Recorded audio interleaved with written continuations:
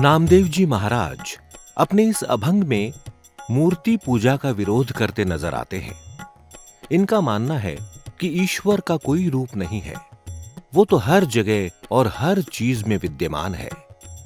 इस संसार में जो कुछ भी घटता है तो वो ईश्वर की मर्जी से ही घटता है। जो राजू देही तकवन बड़ाई, जो राजू देही तकवन बड़ाई, जय भीख मांगा वही क्या घट जाई, जय भीख मांगा वही त क्या घट जाई, जो राजू देही तकवन बड़ाई। जो नामदेव जी कहते हैं कि अगर ईश्वर इन्हें किसी राज्य का मालिक बना देता है तो इसमें ईश्वर का भला क्या बड़प्पन है, क्योंकि इस बात से नामदेव जी के स्वभाव में कोई बदलाव नहीं आने वाला। और अगर परमात्मा इनसे भीख मंगवाता है तो इसमें भी इन्हें कोई क्षोभ नहीं होने वाला, क्योंकि इनके लिए न ही तो राज्य बड़ा है और न ही भीख मांगना छोटा। तो हरि भज मन मेरे पाद निर्वाणु, हरि भज मन मेरे पद निर्वाणु, बहुरु न होई तेरा आवन जानू, जो राजू देही कवन बड़ाई। जो ये तो हर समय राम की भक्ति में ही लीन रहते हैं, लिहाजा हर सुख और दुख से मुक्त हो चुके हैं। इसलिए नामदेव जी कहते हैं कि इंसान को अगर इस जीवन मरण के चक्र से मुक्त होना है तो उसे ईश्वर की भक्ति करनी चाहिए। मोक्ष पाने के लिए मात्र एक ही रास्ता है, ईश्वर भजन।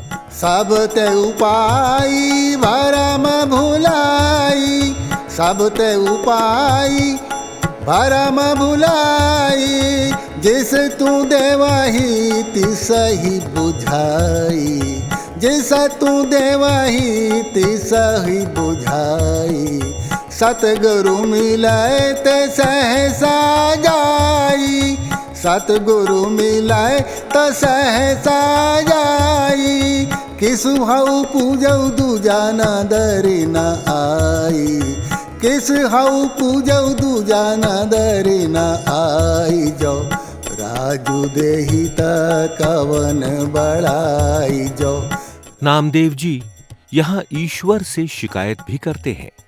ये कहते हैं कि इस सृष्टि को बनाने वाले पार ब्रह्म ने ही लोगों के मन में भ्रम और माया का जाल भी फैलाया हुआ है।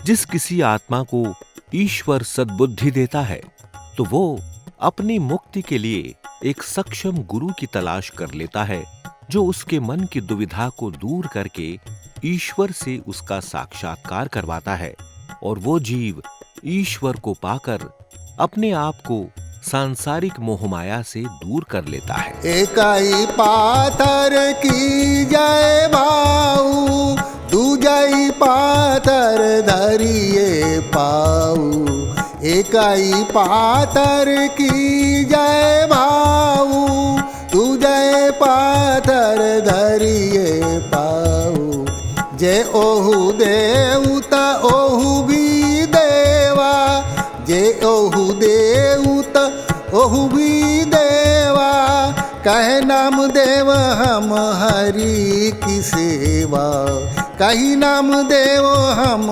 हरि की सेवा, जो राजू देही कवन बड़ाई। जय इंसान के मन में दुविधा इस बात की रहती है कि इस संसार में वो लोगों को पत्थर की मूर्ति की पूजा करते देखता है तो उसके मन में ये दुविधा उत्पन्न होती है कि अगर मूर्ति वाले पत्थर में भगवान है तो सीढ़ियों पर लगे पत्थर जिस पर पांव रख कर लोग मंदिर में आते हैं उसमें भगवान क्यों नहीं है, उसकी पूजा क्यों नहीं की जाती।